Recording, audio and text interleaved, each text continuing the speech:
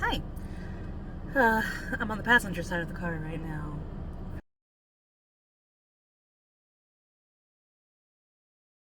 For fun. I'm hardly ever here, so why not? It's only been with us a week and already needs to be detailed. Ugh. Gross. See, I told him I am not made for this car. I am not dainty. I am not delicate. I am not demure. All right, welcome to this little car chat with me. I'm gonna turn down the heat. It's 42 outside. It's not freezing. Great. I told him that you never have to worry about me not locking the car. It locks itself if the key walks away. And he just replied back. Oh. So I wanted to do like little car chat because I have like something on my brain so much. Like it has it has dominated my personal life for probably the last month. So there was an incident. Okay. Why? All right, we're waiting for Daddy, right? Waiting for Daddy. And guess what? I had to buy some of this. I know how it happened too. Oh, so you know what? If I jinx it, that's fine. If I'm not, that's fine. If I am, we'll talk about it because that was not the plan. But we'll see what happens. And ultimately, no. It came up negative. I'm not pregnant. But it opened up that conversation. You should have seen him. I should have videotaped it because you should have seen him in that bathroom with me. He was smiling, like that happy smile that he got at Disney. Like when he's truly happy, you can tell because he just got this like really bright, easy smile. And me testing, he was getting all excited because he wants another baby. And for years, like since Sebastian was born, I've been like, nope, 2, that's it. But now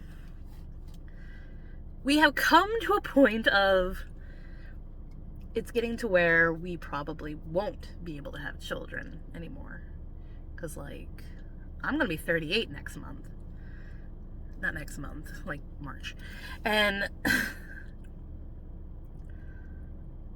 obviously I could still get pregnant, hopefully, then, but I think my mother had her, oh, by the way, this is going to be a TMI conversation. If you can't handle that, I'd say don't watch.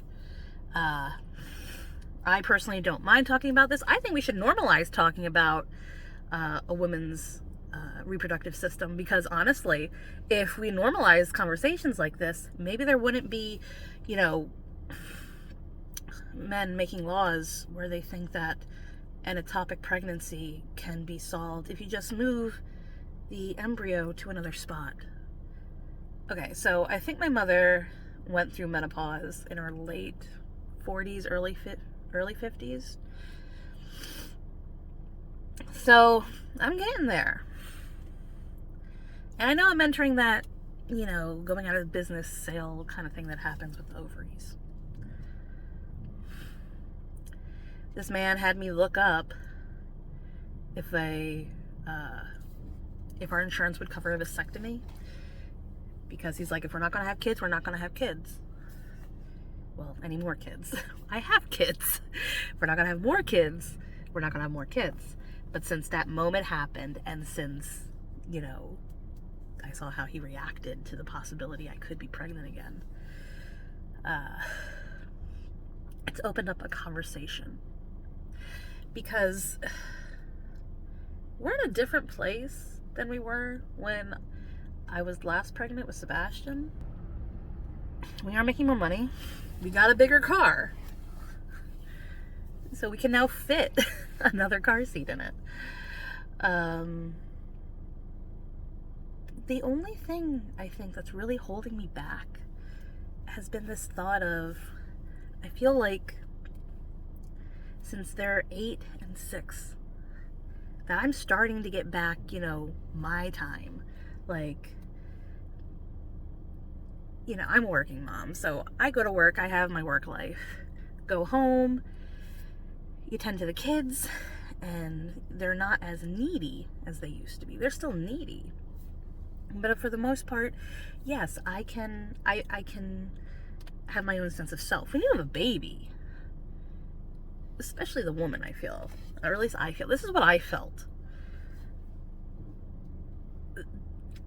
I felt that loss of sense of self.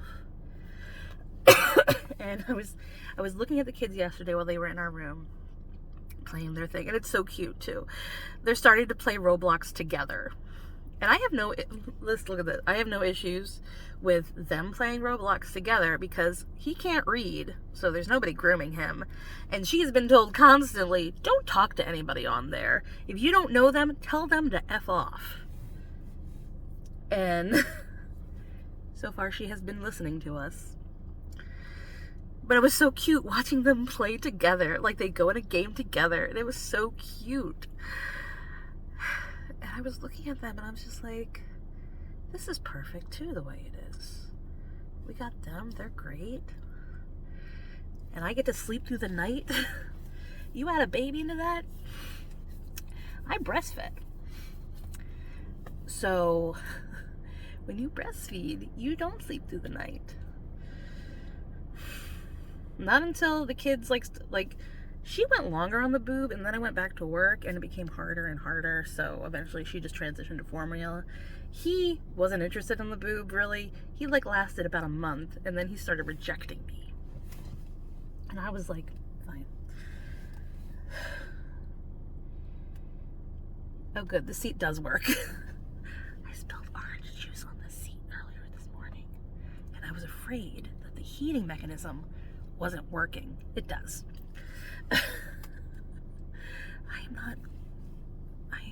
This car's too fancy for me. Right now, I feel like,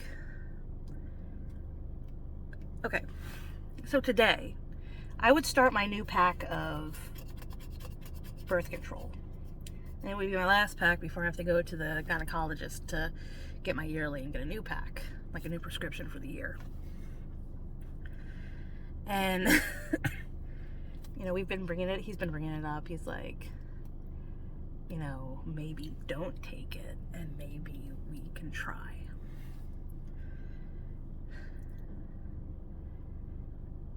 And there was a part of me that was like, well, let's see if I can there's a promotion that possibly is coming up for work, and I kind of wanted to see if I could get that. I mean, there's nothing stopping me from getting it if I am pregnant, but I don't know, I just feel like if I was in that position and had more money, I'd be more like, yes, let's have a baby. But who knows if that's going to happen.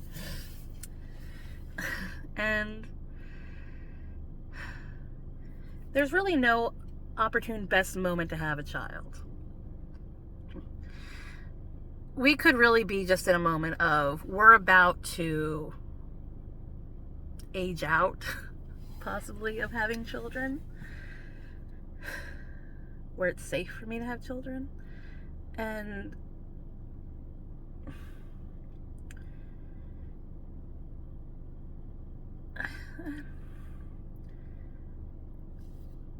months back, I would have still been like, I'm not doing it. No. 2 is fine. Now I'm really thinking, why not try? Why not just try? Because who knows if it's going to happen? Because, like I said, I'm about to be 38. I'm a plus size girl. So that in itself probably is, a strike against me. I've always had a very regular period, so I don't think I have any fertility issues exactly, other than being overweight.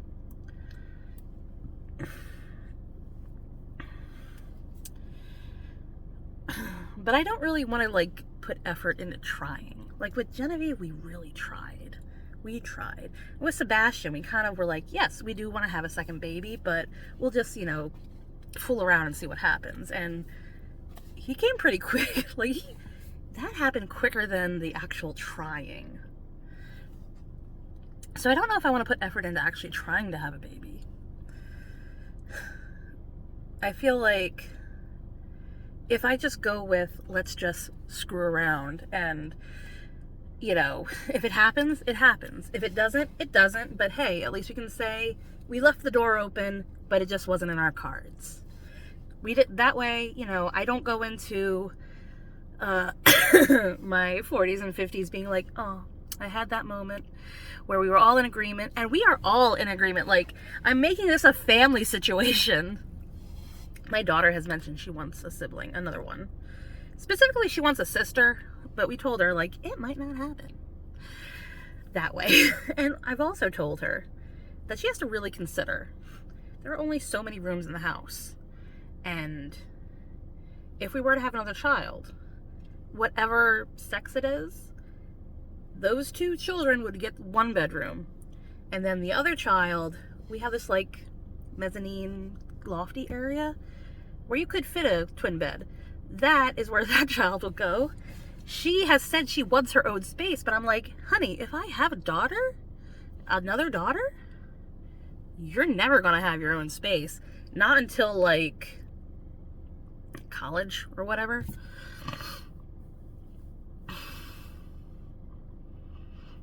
So I hope she realizes that. Like right now, the plan really is they're fine where they are being in the bedroom together. But eventually when Genevieve hits teenage years, she'll probably move upstairs. And Sebastian would keep the bedroom. If I have two sons, again, Sebastian and that kid would take the bedroom. And then up there would be Genevieve. And then she would get what she wanted because she wants her own space. And it would be earlier than what I told her it could be.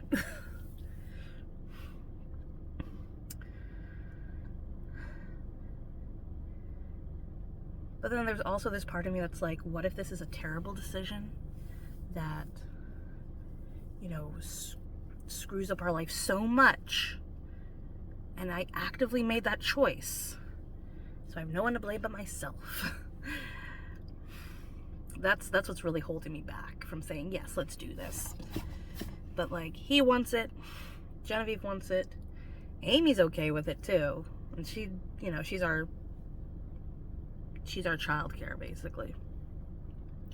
My sister said she supports whatever I decide to do, but having another baby in this economy,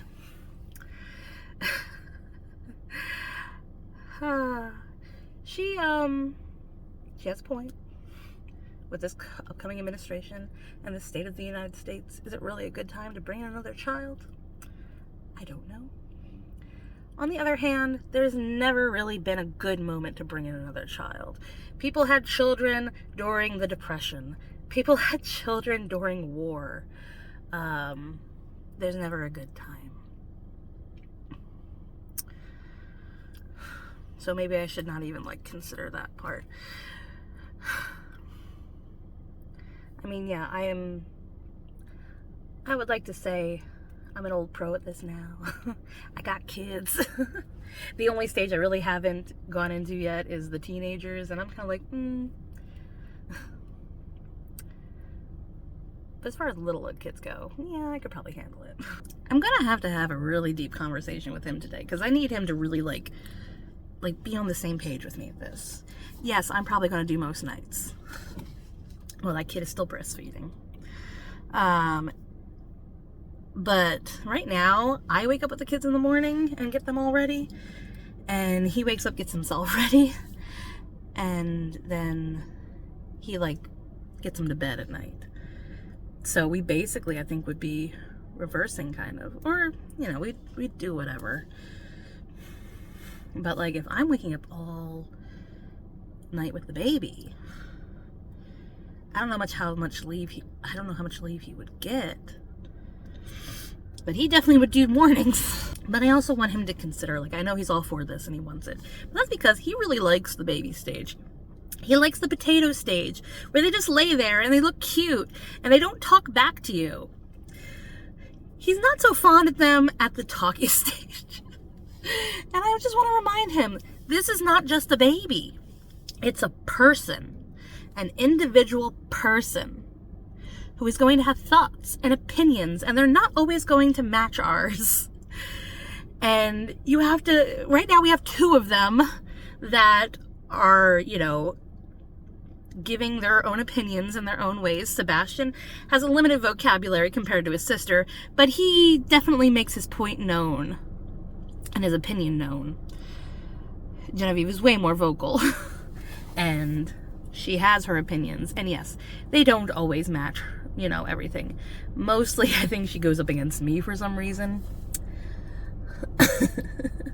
I would like to think that we have a good mother-daughter dynamic, but dang, she wants to fight me. Well, unfortunately for her, her mother is very immature, and you know, I'm just teaching myself not to rise to her energy. Honestly, it's not that hard because it's exhausting, and you learn to pick your battles. Like yesterday, Amy was fighting with her about socks, and I'm like, Amy, of all the battles, socks? Is it worth it? Is it worth the energy? Ultimately, no. So we diffuse that situation. I'm like, just let her live. If it's not, like, detrimental to her health, let her exist. Just let her exist. So that's kind of where we are with that. So I want him to, like, tell me that he's okay with the idea that one day we'll have 3 children that possibly will have all these different opinions, and he's not going to lose his freaking mind over that. Like, if you want to bring life into this world, you have to accept it. And no, you cannot dominate it and bend it to your will.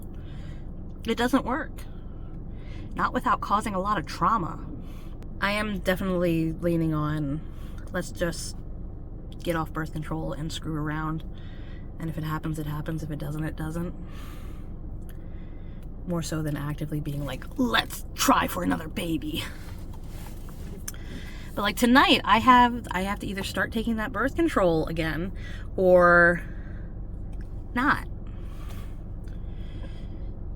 So before I take that pill, I literally want him and me to sit down and have this really long talk about what adding another person into this family is going to be like.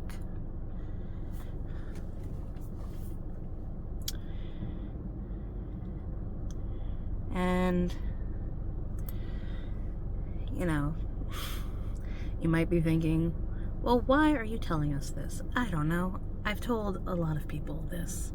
And maybe to somebody, it would just be, you know, helpful to hear somebody's tone about it. You know, if you're a woman who has had children and you're nearing the part, like I'm not there yet, but you're nearing where you possibly cannot have children anymore. What do you do when you have that feeling of, oh, maybe I should have another?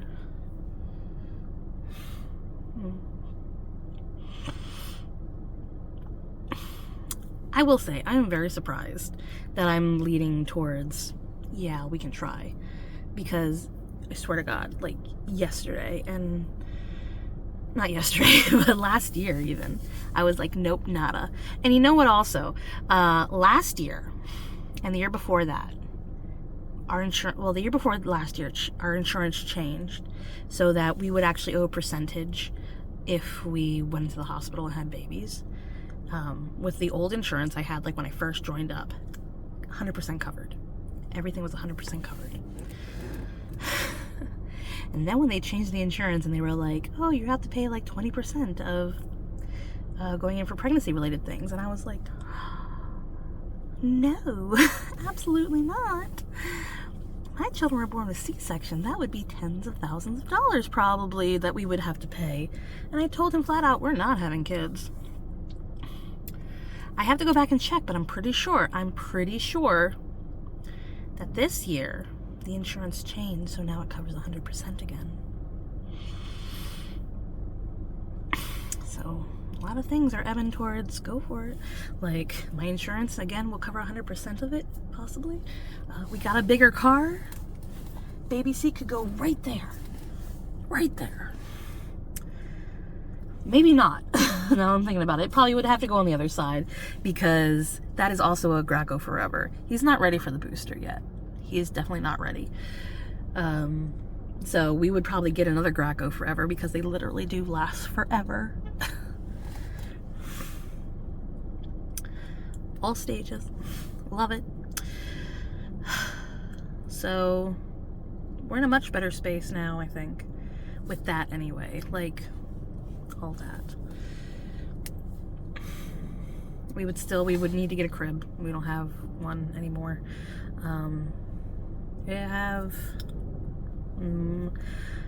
We'd have to get, what other stuff? Maybe a swing, maybe a bouncer. They're not like, you have to have them. Because honestly, I have 2 kids, so they could definitely entertain the baby. So I don't know if I would do swing or bouncer. Never had a changing table before. We always change the kids on the floor. We are simple people. Yes, we're gonna have to get diapers, obviously, and formula. Because while I do breastfeed, eventually they go to formula with me. If I started collecting it when I find out I'm pregnant, I could probably stock up like a couple of months worth. Because dang, that shit's expensive now. We even looked. It's like $50 for 2 cans at Costco.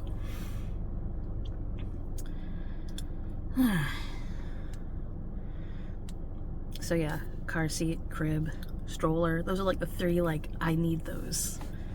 Nothing else. We have toys. Yeah, you probably have to get baby toys again, but we did talk about names. He's definitely getting me to talk about it more than before, so.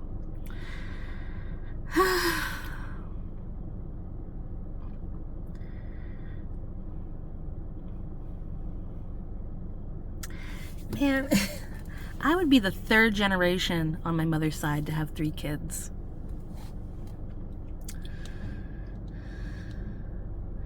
And I know that doesn't mean anything, but I'm like, you know what was funny?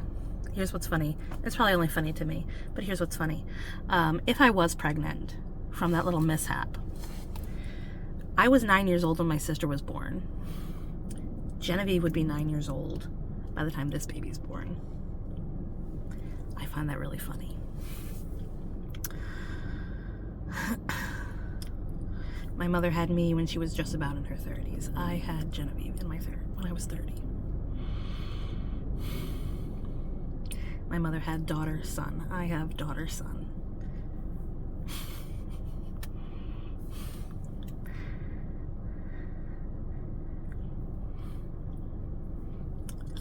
History doesn't repeat, but it rhymes. My mother's mother had daughter, daughter, daughter. That didn't exactly rhyme, but she did have 3 kids. I'm going to stop talking now. I have to get back to work. So, if you stuck around for all this, thanks. I'll let you know what happens, I guess. Because this is a big topic to just be like, hey, should I?